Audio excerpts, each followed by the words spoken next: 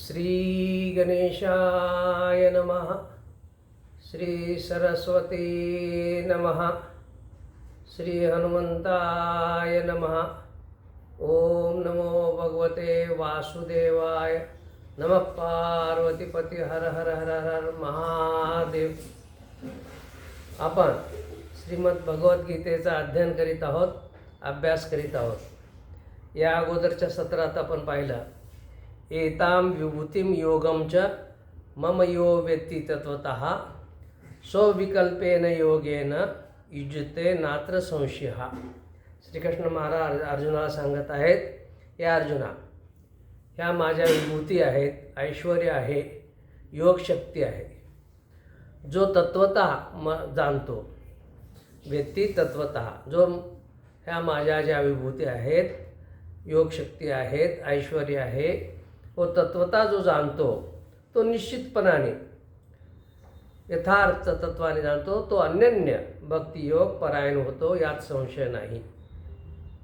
स्वविकल्पेन योगेन युज्यते नात्र संशयः. हा भक्तियोग जो परायण होतो तो मला जाणतो, यात काही संशय नाही आहे. अशा प्रकारे श्रीकृष्ण महाराज अर्जुनाला सांगत आहेत. आणखीन ते काय म्हणतात बघा, म्हणून या भेद जो भक्तियोगो ते तर शंका नाही ने खंगो करिता ठेला तरी चांगो ते सांगितले षष्टी. हा जो माझा अभेद म्हणजे भेदभावरहित असलेला भक्तियोग आहे, तो करत असताना एखादा भक्त जरी मरण पावला तर तिच्यामध्ये काही व्यत्यय येत नाही, यामध्ये तू शंका करू नको. हे अगोदर मी 6व्या अध्यायामध्ये सांगितलेलं आहे. तोचे अभेदू कैसा हे जाणावया माणसा, साध झाली तरी पर्येसा बोली जाईल. हा अभेद भक्तियोग म्हणजे भेदभावरहित जो भक्तियोग आहे, हा कसा आहे हे जाणण्याची जर तुला इच्छा असेल तर ते मी सांगतो. आता श्रीकृष्ण महाराज सांगत आहेत, अभेद भक्तियोग म्हणजे भेदभावरहित असलेला जो भक्तियोग आहे तो कशा प्रकारचा आहे हे आता ज्ञानेश्वर महाराज पण सांगत आहेत आणि श्रीकृष्ण महाराज पण सांगत आहेत. अहम सर्वस्व प्रभवो मत्ता सर्व प्रवर्तते इति मत्वा भजन्ते माम बुधा भाव समन्वितः. आता माझे भक्त जे आहेत ते काय, मी सर्वांना उत्पन्न करणारा. अहम सर्वस्व प्रभो, मी सर्वांना उत्पन्न करणारा आहे. मत्ता सर्व प्रवर्तते, माझ्यापासूनच सर्व उत्पन्न झालेले आहे. मी सर्वांना उत्पन्न करणारा, सर्व प्राणी माझ्यापासूनच उत्पन्न झालेले आहेत. इथे मत्वा भजन्ते माम, अशा प्रकारचं जाणून माझे भक्त मला भजन करतात. त्याचा श्रद्धा व भक्ती आणि युक्त असा जो भक्तिभाव आहे तो भक्तिभाव मी दृढ करतो. असे जाणून शहाणे लोक जे आहेत ते मला भजतात, श्रद्धा आणि भक्तियुक्त होऊन मला भजतात. अशा प्रकारचं श्रीकृष्ण महाराज सांगत आहेत, मीच सर्वांना उत्पन्न करणार आहे, माझ्यापासूनच सर्व उत्पन्न झालेले आहेत. अशा प्रकारचे जाणून हे बुद्धिवान लोक जे आहेत, माझे भक्त जे आहेत ते मला भजतात. अशा प्रकारचं जे अभेद भक्ती आहे ते श्रीकृष्ण महाराज सांगत आहेत. आणि पुढे ते काय म्हणतात, ज्ञानेश्वर महाराज काय म्हणतात, तरी मीच एक सर्वा या जगात जन्म पांडवा. ते सांगत आहेत, हे अर्जुना, मी ह्या जगामध्ये मीच एकच आहे, मीच एक सर्वा या जगा जन्म पांडवा आणि मजची पासून आगवा निर्वाह याचा. आणि माझ्यापासूनच या सर्वांचा निर्वाह होतो. हे सर्व जे माझ्यापासूनच उत्पन्न होतात. कल्लोळ माळा अनेगा जन्म जळीचे पैगा आणि तया जळीची आश्रयो तरंगा जीवनी जळ. आता काय होतं, पाणी आहे, पाण्यावरती लाटा उत्पन्न होतात. त्या लाटाचा जन्म कुठं होतो पाण्यातच होतो. आणि त्यांचा आश्रय काय, त्या लाटाचा आश्रय काय, पाणीच आहे. म्हणजे लाटाचा जन्म पाण्यात होतो आणि लाटाचा आश्रय पाणी आहे. तशा प्रकारे हे जग माझ्यापासून उत्पन्न झालेलं आहे आणि मीच याचा आश्रय आहे. ऐसे आगवाची ठाई त्या जळचे जीवी पाही, तैसा मी वाचून नाही विश्वी ये. जशा प्रकारे लाटा जळापासून तयार होतात, पाण्यापासून उत्पन्न होतात आणि पाणीच त्याचा आश्रय असतं. तशा प्रकारे हे सर्व जे विश्व आहे माझ्यापासूनच उत्पन्न होतं आणि मीच त्याचा आश्रय आहे, असं श्रीकृष्ण महाराज सांगत आहेत. आणि ज्ञानेश्वर महाराज समजावून सांगत आहेत, उदाहरण देऊन सांगत आहेत. ऐसिया व्यापका माते मानुने जे भजते भलते ते. अशा प्रकारे मी सर्वत्र व्यापक आहे. अशा प्रकारे हे माझे भक्त आहेत, ते मला भजतात. परी साचे कोरी उदिते प्रेम भावे. भावानं वाटेल त्या ठिकाणी ते मला सारखं भजतात.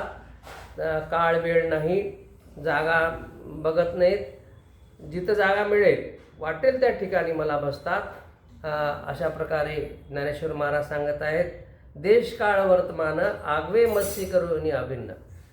त्यांना देश काळ वर्तमान हे सर्व मीच आहे. मीच भगवंत आहे, मीच देश आहे, मीच सर्व काळ आहे, काल आहे, वर्तमान आहे, सर्व मीच आहे. अशा प्रकारची भावना हे भक्त माझ्या ठिकाणी ठेवतात. जैसा वायू होऊनी गगनची विचरे. तर वायू का होतो? गगनात राहतो आणि तो गगनच होतो, म्हणजे आकाशात राहतो आणि आकाशच होतो. तशा प्रकारे हे भक्त मला भजतात. ऐसे जे निजज्ञानी खेळत सुखे त्रिभुवनी. अशा प्रकारचे निजज्ञान झालेले जे आहेत या त्रिभुवनामध्ये जगद्रूप मनी साठवणी माते. मला जगदीशाला आपल्या मनामध्ये साठवण ठेवून हे त्रिभुवनामध्ये खेळ खेळत राहतात, म्हणजे हे त्रिभुवनामध्ये कालक्रमण करतात, जीवन जगतात. अशा प्रकारे ज्ञानेश्वर महाराज सांगत आहेत. जे जे भेटे भूत ते माने जे भगवंत. आता इथे ज्ञानेश्वर महाराजांनी जे हा जो श्लोक सांगितलेला आहे, ही ओवी आहे, फार महत्त्वाची सांगितली. ज्ञानेश्वर मधली ही फार महत्त्वाची ओवी आहे. जे जे भेटे भूत ते माने जे भगवंत, हा भक्तियोग निश्चित जाण माझा. माझा भक्तियोग काय आहे हे निश्चितपणे तू जाण. असे जे भक्त जे आहेत ते काय करतात? जे जे भेटे भूत, म्हणजे भूत म्हणजे प्राणी, नुसतं मनुष्यच नाही, प्राणीजात सर्व जीव जंतू ज्याच्यामध्ये जीव आहे त्याला भूत म्हणतात. जे जे भेटे भूत ते माने जे भगवंत. ते सर्व मीच आहे, तेच भगवंत आहेत. अशा प्रकारची भावना ह्या भक्ताची झालेली असते. सर्व भूत हे भगवंतच आहेत, सर्व प्राणी मात्र हे भगवंतच आहेत. अशा प्रकारचा भावना ह्या भक्ताची झालेली असते. अशा प्रकारे ते मानत असतात. आता याच्यामध्ये फार महत्त्वाची गोष्ट आहे, याच्यामध्ये थोडं गफलत होण्याची शक्यता असते. ह्या ओवीवरनं जाणणे, मानणे आणि वागणे यामध्ये फरक आहे. आपण भगवंताला जाणलं की बाबा भगवंत हा सर्व प्राण्यामध्ये आहे, मग मानलं पण, परंतु मानायचं असतं तशा प्रकारे एकसारखं वागायचं पण नसतं. याच्यामध्ये फरक आहे की प्रत्येक प्राणीमध्ये आत्मा आहे, परमात्मा आहे, भगवंत आहे. परंतु व्यवहार हे वेगवेगळ्या प्रकारे करायचे असतात. संसारामध्ये व्यवहारामध्ये वागत असताना वेगवेगळ्या प्रकारे वागावं लागतं. जरी आत्मा, परमात्मा, भगवंत सर्व प्राण्यामध्ये आहे तरी. याच्यामध्ये सांगायचा उद्देश हा की आपण जसं आपले जी गाय आहे, म्हैस आहे, बैल आहे, जसं आपण घरी पाळतो तशा प्रकारे वाघ आहे, सिंह आहे किंवा सर्प आहे यांना पाळत नाही. जरी या सर्वांमध्ये भगवंत आणि आत्मा एक असला तरी मानायचं असतं, तिच्या विरुद्ध वागायचं नसतं, त्यांना त्रास द्यायचा नसतो, हे मान्य आहे.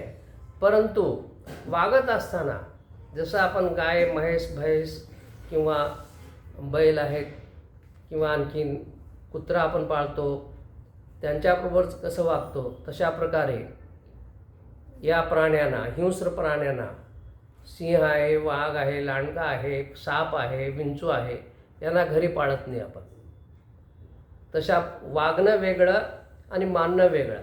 इथं बरेच जण महात्मे जे आहेत, ज्ञानेश्वरी जाणणारे आहेत, कथाकार आहेत, प्रवचन करणारे आहेत, इथं थोडं गफलत करतात की इथं ज्ञानेश्वर महाराज स्पष्ट सांगत आहेत, ते मानिजे भगवंत, मानायला पाहिजे. म्हणजे प्रत्येकाच्या हृदयामध्ये, प्रत्येक जीवामध्ये भगवंत आहे. परंतु वागत असताना त्याच्या योग्यतेप्रमाणे आपण वागायला पाहिजे. एखादा मूर्ख आहे आणि एखादा ज्ञानीपंडित आहे, ज्ञानीपंडिताला मान द्यायला पाहिजे. मूर्ख आहे, मूर्खाची जागा मूर्खाच्या ठिकाणी असायला पाहिजे, ज्ञानाची जागा ज्ञानाप्रमाणे असायला पाहिजे.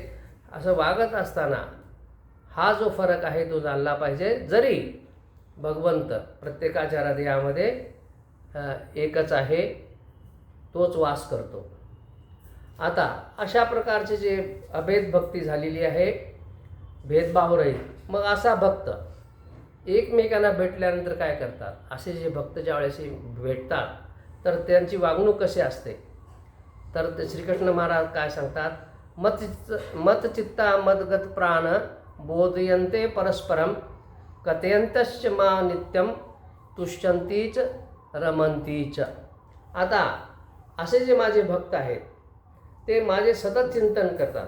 मतचित्ता, त्याने आपले प्राण जे मला अर्पण केलेले असतात, त्याने आपला जीव भगवंतावरती आपण म्हणतो ना ओवाळून टाकलेला आहे. अशा प्रकारचे मदगत प्राण, मतचित्ता, माझं चिंतन करणारे, सतत चिंतन करणारे, माझ्यावरून प्राण अर्पण केलेले, मला प्राण अर्पण केलेले असे माझे भक्त आहेत. मग एकमेकाला भेटल्यानंतर काय करतात? बोधयन्ते परस्परम, माझ्याबद्दलच बोलतात. म्हणजे एखादी भक्त जे आहे ते माझ्याबद्दल बोलतात. कथयन्तश्च मा नित्यम, माझीच कथा सांगतात, नित्य माझीच कथा गातात. तुष्यन्तीच रमन्तीच, मग अशा प्रकारची माझी कथा सांगून त्यांना संतुष्ट होतो आणि ते कथेत रममान होतात. आता असे माझे जे भक्त आहेत भेटल्यानंतर अशा प्रकारचं त्यांचं वर्तणूक असतं. आता या श्लोकामध्ये भक्ताची लक्षणे सांगितलेली आहेत की भक्त जे भेटल्यानंतर कसे वागतात.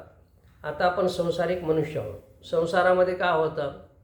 संसारामध्ये मनुष्य एका वेळेस भेटला, मग आपण काय म्हणतो?